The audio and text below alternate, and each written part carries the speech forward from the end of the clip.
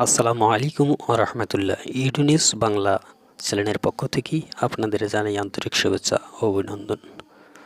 বর্তমান অন্তর্বর্তীকালীন সরকার দেশের প্রাথমিক শিক্ষার মান উন্নয়নে ব্যাপক কার্যক্রম হাতে নিয়েছে।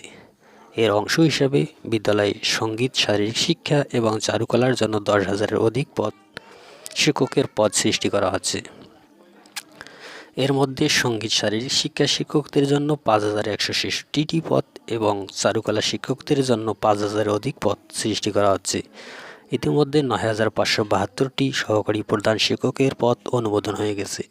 সহকারী শিক্ষকদের প্রমোশন দিয়ে সহকারী প্রধান শিক্ষক করানো হবে। একই সঙ্গে প্রাথমিক শিক্ষার মান উন্নয়নে বিশেষজ্ঞদের নিয়ে কনসালটেশন কমিটি গঠন করা হয়েছে, যাদের সুপারিশের ভিত্তিতে প্রাথমিক শিক্ষার মান উন্নত করা হবে। আবার সহকারী শিক্ষকদের বদলির পদ্ধতি আরও কীভাবে সহজ করা যায় সেটি নিয়েও নতুন করে চিন্তাভাবনা করা হচ্ছে। সূত্রে আরও জানানো যায়, বর্তমান সরকারের 3 মাসে 208 জন প্রধান শিক্ষক নিয়োগ দেওয়া হয়েছে এবং সহকারী শিক্ষক নিয়োগ দেওয়া হয়েছে 6,531 জন। সরকার শিক্ষার্থীদের মিড ডে মিলে যুক্ত হতে যাচ্ছে ডিম, দুধ, পাউরুটি, কলা ও মৌসুমি ফসল।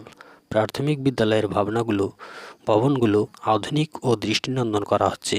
অবহেলিত ও পথ শিশু শিক্ষার জন্য আবার সচল করা হচ্ছে শিশু কল্যাণ ট্রাস্ট।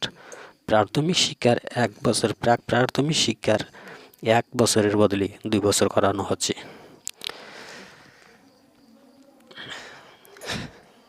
এই বিষয়ে প্রাথমিক ও গণশিক্ষা মন্ত্রণালয়ের উপদেষ্টা ডক্টর বিধান চন্দ্র রায় পোদ্দার বলেন, বর্তমান সরকার প্রাথমিক শিক্ষায় আমূল পরিবর্তন আনতে চায়। এজন্য একদিকে যেমন নতুন নতুন পদ সৃষ্টি করা হচ্ছে, অন্যদিকে নতুন শিক্ষক নিয়োগ দেওয়া হচ্ছে। শিক্ষার মান উন্নয়নে বিশেষজ্ঞদের নিয়ে টিম গঠন করা হয়েছে। তাদের পরামর্শ নিয়ে আমরা প্রাথমিক শিক্ষার মান উন্নত করব।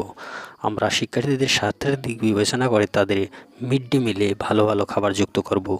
একই সঙ্গে আমরা বিদ্যালয়ের ভবনগুলোকে আধুনিক এবং দৃষ্টিনন্দন করব।